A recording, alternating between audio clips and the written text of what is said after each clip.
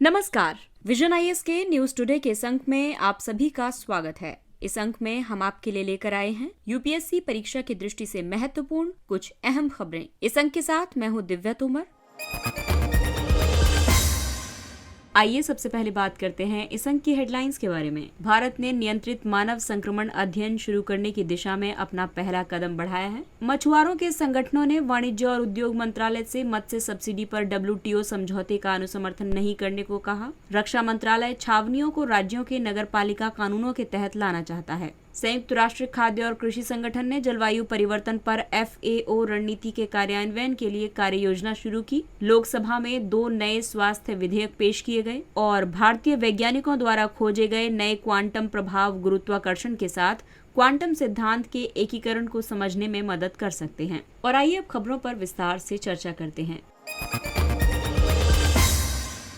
भारत ने नियंत्रित मानव संक्रमण अध्ययन CHIS यानी कंट्रोल्ड ह्यूमन इन्फेक्शन स्टडीज शुरू करने की दिशा में अपना पहला कदम बढ़ाया है। भारतीय चिकित्सा अनुसंधान परिषद की बायोएथिक्स यूनिट ने भारत में CHIS के नैतिक आचरण पर एक सर्वसम्मत नीतिगत वक्तव्य जारी किया है। इस वक्तव्य का उद्देश्य CHIS यानी कंट्रोल्ड ह्यूमन इन्फेक्शन स्टडीज के नैतिक मुद्दों का समाधान करना है। इससे अध्ययन में हिस्सेदारी करने वाले लोगों की सुरक्षा सुनिश्चित करते हुए नैतिक सिद्धांतों से समझौता किए बिना अनुसंधान को बढ़ावा मिलेगा। CHIS एक तरह की अनुसंधान पद्धति है। इसमें अनुसंधान में स्वेच्छा से शामिल होने वाले व्यक्तियों को नियंत्रित परिस्थितियों में किसी विशेष रोगजनक या संक्रामक अभिकारक से संपर्क में लाया जाता है। इसका उद्देश्य संक्रमण के प्रतिरूप का विकास करना, होस्ट रोगजनक अंतरक्रिया यानी इंटरैक्शंस को समझना और टीकों और चिकित्सकीय परीक्षण प्रणाली को विकसित करना है। भारत में CHIS का महत्व इसलिए भी है क्योंकि ये देश भर में बीमारियों के कुल प्रसार का लगभग 30% हिस्सा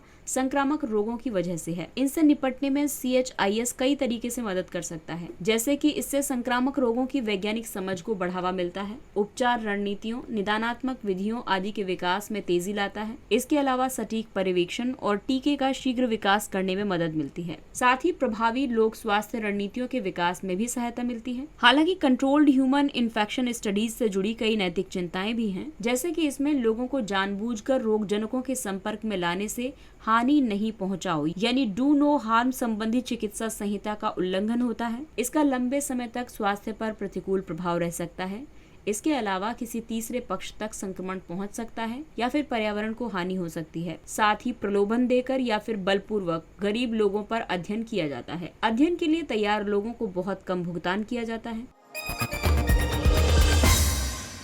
और आइए अब बात करते हैं अगले टॉपिक की। मछुआरों के संगठन ने वाणिज्य और उद्योग मंत्रालय से मत्स्य सब्सिडी पर WTO समझौते का अनुसमर्थन नहीं करने को कहा है। वर्ष 2022 में जिनेवा में आयोजित विश्व व्यापार संगठन के 12वें मंत्री स्तरीय सम्मेलन में मत्स्य सब्सिडी पर समझौता संपन्न हुआ था। अब सदस्य देश अलग अलग इस समझौते का अनुसमर्थन कर रहे हैं। ये समझौता WTO के 2/3 सदस्यों द्वारा अनुसमर्थन के बाद लागू होगा। इस समझौता के मुख्य बिंदु में ये कहा गया है कि ये समझौता अवैध, असूचित और अविनियमित यानी IUU मत्स्यन के लिए सब्सिडी प्रदान करने पर प्रतिबंध लगाता है। साथ ही ये अत्यधिक दोहन कर लिए गए मत्स्य भंडार में मत्स्यन और खुले समुद्र में बिना विनियमन के मछली पकड़ने पर दी जा रही सब्सिडियों को भी प्रतिबंधित करता है। अत्यधिक दोहन कर लिए गए मत्स्य भंडार के संबंध में तब सब्सिडी प्रदान करने पर कोई रोक नहीं है जब इस तरह की सब्सिडी भंडार की जैविक रूप से संधारणीय स्तर तक पुनर्बहाली के लिए दी जाती है। मछुआरों के संगठनों द्वारा उठाए गए मुद्दों की अगर हम बात करें तो इसमें देशों द्वारा प्रदान की जाने वाली कुल सब्सिडी की बजाय प्रति मछुआरा दी जाने वाली सब्सिडी के आधार पर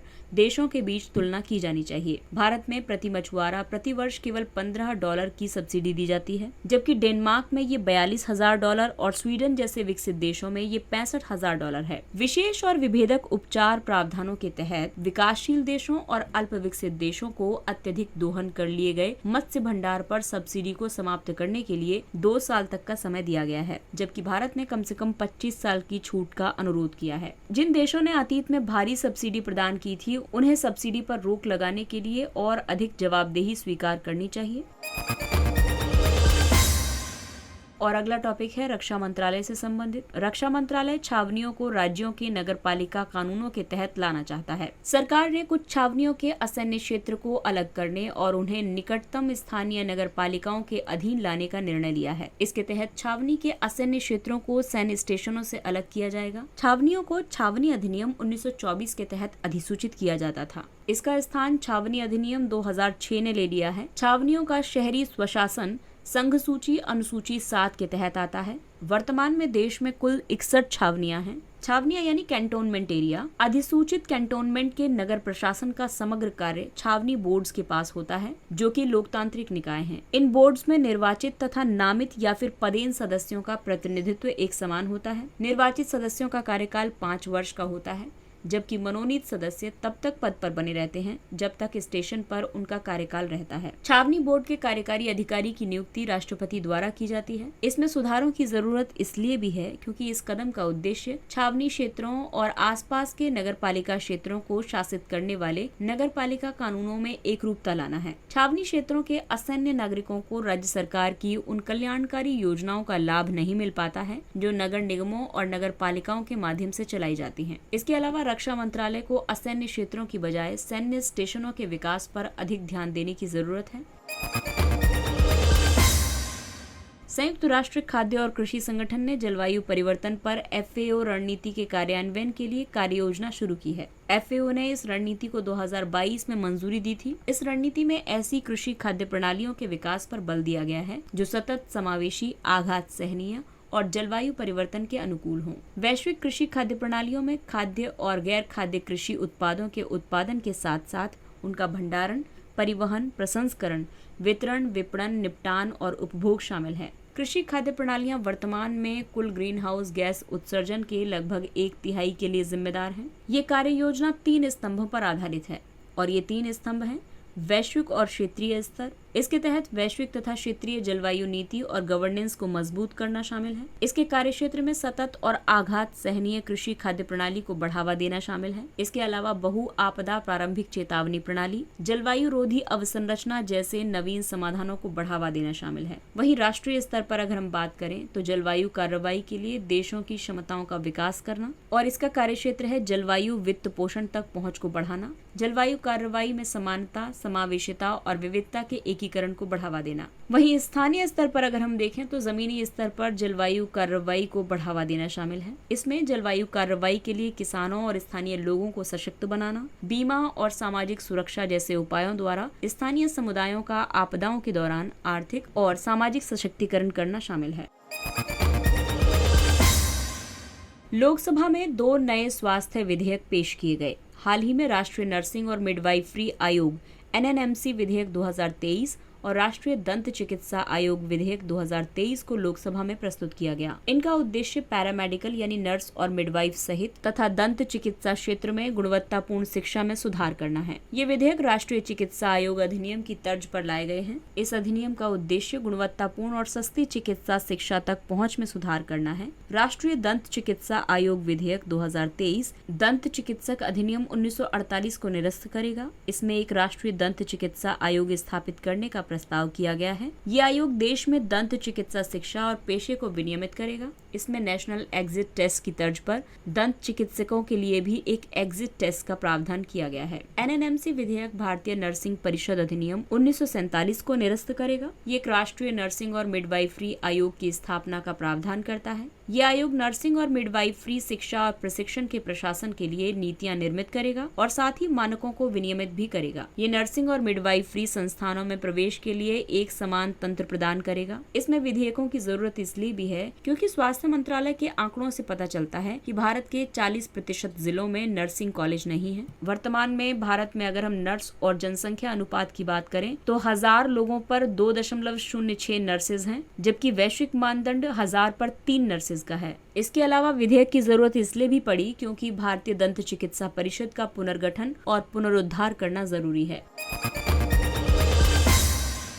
अगली खबर विज्ञान एवं प्रौद्योगिकी जगत से है। भारतीय वैज्ञानिकों द्वारा खोजे गए नए क्वांटम प्रभाव गुरुत्वाकर्षण के साथ क्वांटम सिद्धांत के एकीकरण को समझने में मदद कर सकते हैं। ये खोज कई एकीकरण की दिशा में मार्गदर्शन प्रदान करती है। क्वांटम यांत्रिकी जो पदार्थ के सबसे छोटे पैमाने पर कार्य करती है और आइंस्टीन द्वारा प्रतिपादित सापेक्षता का सामान्य सिद्धांत पेश करती है, वो इस विचार पर आधारित है कि विशालकाय पिंड स्पेस टाइम में विरूपण लाते हैं। क्वांटम सिद्धांत आधुनिक भौतिकी का सैद्धांतिक आधार है। ये परमाणु और उपपरमाणु स्तर पर ऊर्जा और पदार्थ की प्रकृति और व्यवहार की व्याख्या करता है। परंपरागत भौतिकी में क्या होता है कि एक वस्तु एक समय में एक ही स्थान पर मौजूद हो सकती है, लेकिन क्वांटम भौतिकी किसी वस्तु के अलग अलग बिंदुओं पर होने की संभावनाओं को देखती है। क्वांटम प्रौद्योगिकी के दो सिद्धांत हैं। एक है सुपरपोजिशन। इसका मतलब है प्रत्येक क्वांटम बिट या क्यूबिट एक ही समय में एक और शून्य दोनों का प्रतिनिधित्व कर सकता है। दूसरा है एंटेंगलमेंट। इसका मतलब है कि सुपरपोजिशन में क्यूबिट को एक दूसरे के साथ सहसंबद्ध किया जा सकता है, यानी कि एक की स्थिति चाहे वो एक हो या फिर शून्य हो, दूसरे की स्थिति पर निर्भर हो सकती है। और आइए अब जानते हैं कि आइंस्टीन का सापेक्षता का सामान्य सिद्धांत क्या कहता है। इस सिद्धांत ने मौलिक घटनाओं की भविष्यवाणी की है, जैसे कि प्रकाश गुरुत्वाकर्षण द्वारा विक्षेपित होता है। इससे पता चलता है कि स्पेस और टाइम नम्य या लचीले हैं तथा हमेशा फैलते रहते हैं। इसने ब्लैक होल के अस्तित्व की भी भविष्यवाणी की थी। ब्लैक होल अंतरिक्ष में ऐसे क्षेत्र हैं जहां भारी मात्रा में द्रव्यमान एक छोटे से बिंदु में संकुचित हो जाता है। इससे इतना तीव्र गुरुत्वाकर्षण खिंचाव पैदा होता है कि इससे प्रकाश भी बाहर नहीं आ पाता है। और आइए अब बात करते हैं कुछ अन्य महत्वपूर्ण सुर्खियों के बारे में। 0 FIR यानी फर्स्ट इन्फॉर्मेशन रिपोर्ट। पीड़िता द्वारा किसी भी पुलिस स्टेशन में 0 FIR दर्ज करवाई जा सकती है, भले ही उसका निवास स्थान या अपराध घटित होने का स्थान कुछ भी हो। इसके बाद इसे आगे की जांच के लिए संबंधित पुलिस स्टेशन में हस्तांतरित कर दिया जाता है। इसका उद्देश्य है पीड़िता को त्वरित न्याय प्रदान करना, ताकि FIR दर्ज होने के बाद समय पर कार्रवाई की जा सके। 0 FIR की अवधारणा जस्टिस वर्मा समिति की सिफारिश पर लागू की गई थी। इस FIR में कोई सीरियल नंबर नहीं दिया जाता है, बल्कि इसकी बजाय FIR को 0 नंबर दिया जाता है। इसी वजह से इसे 0 FIR कहा जाता है। FIR शब्द को किसी कानून में परिभाषित नहीं किया गया है। पुलिस विनियमों या नियमों में दंड प्रक्रिया संहिता CRPC की धारा 154 के तहत दर्ज की गई जानकारी को FIR के रूप में जाना जाता है।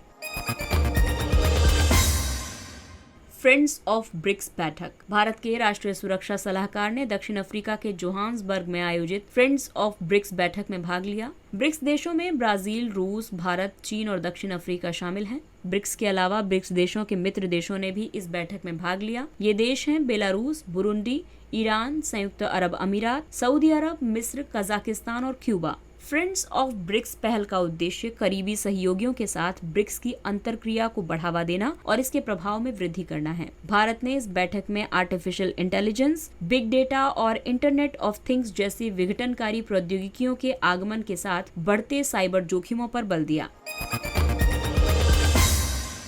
अगला टॉपिक है राष्ट्रीय सांख्यिकी संगठन। राष्ट्रीय सांख्यिकी संगठन की कार्यप्रणाली की समीक्षा के लिए सरकार ने डॉक्टर प्रणब सेन समिति गठित की है। राष्ट्रीय सांख्यिकी संगठन का मंत्रालय सांख्यिकी और कार्यक्रम कार्यान्वयन मंत्रालय है। इसका कार्य देश में सांख्यिकीय प्रणाली के नियोजित विकास के लिए एक नोडल एजेंसी के रूप में कार्य करना है। ये राष्ट्रीय लेखे तैयार करने के साथ साथ राष्ट्रीय उत्पादों के वार्षिक अनुमान भी प्रकाशित करता है। ये औद्योगिक उत्पादन सूचकांक संकलित और जारी करता है, साथ ही उद्योगों का वार्षिक सर्वेक्षण भी आयोजित करता है। आवधिक अखिल भारतीय आर्थिक जनगणना आयोजित करता है। इसके अलावा अंतर्राष्ट्रीय सांख्यिकी संगठनों जैसे संयुक्त राष्ट्र सांख्यिकी प्रभाग, एशिया और प्रशांत के लिए आर्थिक और सामाजिक आयोग एस्केप के साथ संपर्क बनाए रखता है।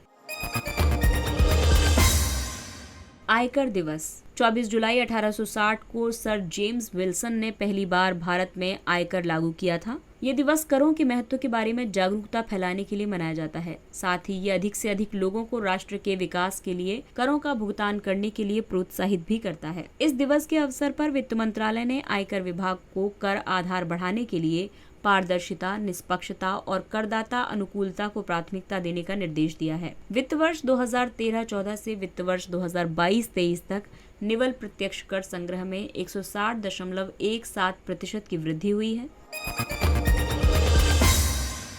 अगला टॉपिक है औद्योगिक लाइसेंस। उद्योग संवर्धन और आंतरिक व्यापार विभाग ने औद्योगिक लाइसेंस की वैधता की अवधि को मौजूदा 3 साल से बढ़ाकर 15 साल कर दिया है। इसका उद्देश्य ईज ऑफ डूइंग बिजनेस को बढ़ावा देना है। यदि लाइसेंस धारक लाइसेंसधारी होने के कारण 15 साल के भीतर वाणिज्यिक उत्पादन शुरू नहीं करता है तो संबंधित प्रशासनिक मंत्रालय लाइसेंस की अवधि को और 3 साल तक के लिए बढ़ा सकता है। यदि वाणिज्यिक उत्पादन विस्तारित अवधि यानी कि 15 और 3 वर्ष के भीतर भी शुरू नहीं किया जाता है तो औद्योगिक लाइसेंस को स्वतः समाप्त माना जाएगा। भारत में औद्योगिक लाइसेंस उद्योग विकास और विनियमन अधिनियम 1951 के तहत जारी और विनियमित किए जाते हैं। अगला टॉपिक है हाइग्रो इलेक्ट्रिसिटी। शोधकर्ताओं ने आर्द्र वायु से बिजली उत्पन्न करने वाली तकनीक को सफलतापूर्वक विकसित किया है। हाइग्रो इलेक्ट्रिसिटी को जल के गैसीय और वाष्पीय अणुओं को अवशोषित करके वायु से विद्युत शक्ति उत्पन्न करने के साधन के रूप में प्रस्तावित किया गया है। जल के गैसीय या वाष्पीय अणु वायुमंडल में सब जगह उपस्थित होते हैं। दरअसल हाइग्रो इलेक्ट्रिसिटी के लाभ ये हैं कि ये एक विशिष्ट तकनीक है। सौर और पवन ऊर्जा जैसे अन्य नवीकरणीय स्रोतों के विपरीत हवा में नमी निरंतर उपलब्ध रहती है, जिससे कि ये ऊर्जा का एक संधारणीय स्रोत बन जाती है। वहीं इसकी चुनौतियों की अगर हम बात करें तो ऊर्जा के व्यवहारिक मांग को पूरा करने के लिए इस प्रौद्योगिकी का विस्तार करना एक महत्वपूर्ण समस्या है। विश्व स्वास्थ्य संगठन WHO ने ह्यूमन इम्यूनोडेफिशिएंसी वायरस HIV के लिए नए वैज्ञानिक और मानक दिशा निर्देश जारी किए। ऑस्ट्रेलिया में आयोजित अंतर्राष्ट्रीय एड्स सम्मेलन में वायरल सप्रेशन पर नए HIV दिशा निर्देश जारी किए गए। WHO की सिफारिशों के मुताबिक देशों को मौजूदा HIV नियंत्रण कार्यक्रमों के साथ mpox की पहचान, इसकी रोकथाम और देखभाल प्रणाली को एकीकृत करना चाहिए। कोविड-19 महामारी की रोकथाम की तैयारी और प्रतिक्रिया प्रणालियों के साथ HIV के विमर्श को समेकित करने की जरूरत है। देशों को HIV के स्व परीक्षण का विस्तार करना चाहिए और परीक्षण कवरेज को बढ़ाने के लिए सामाजिक नेटवर्क के माध्यम से परीक्षण को बढ़ावा देना चाहिए। फ्लोरोकेमिकल्स। वैज्ञानिकों ने खतरनाक हाइड्रोजन फ्लोराइड गैस के उपयोग के बिना फ्लोरोकेमिकल उत्पादन के लिए एक नई सुरक्षित विधि विकसित की है। नई विधि प्राकृतिक बायोमिनरलाइजेशन प्रक्रिया से प्रेरित है। इस प्रक्रिया के तहत दांतों और हड्डियों का निर्माण होता है। इस विधि में फ्लोरोकेमिकल्स सीधे फ्लोरस्पार से बनाए जाते हैं और हाइड्रोजन फ्लोराइड के उत्पादन की जरूरत नहीं पड़ती है। फ्लोरोकेमिकल्स का अलग अलग औद्योगिक क्षेत्रों में बड़े पैमाने पर उपयोग किया जाता है। उदाहरण के लिए पॉलीमर, एग्रोकेमिकल्स, फार्मास्यूटिकल्स और लिथियम आयन बैटरी। वर्तमान में सभी फ्लोरोकेमिकल्स अत्यधिक ऊर्जा गहन प्रक्रिया में जहरीली और संक्षारक हाइड्रोजन फ्लोराइड गैसों से उत्पन्न होते हैं। हाइड्रोजन फ्लोराइड का उत्पादन सल्फ्यूरिक एसिड के साथ फ्लोरस्पार की अभिक्रिया से होता है। और आइए अब चर्चा करते हैं सुर्खियों में रहे स्थलों के बारे में।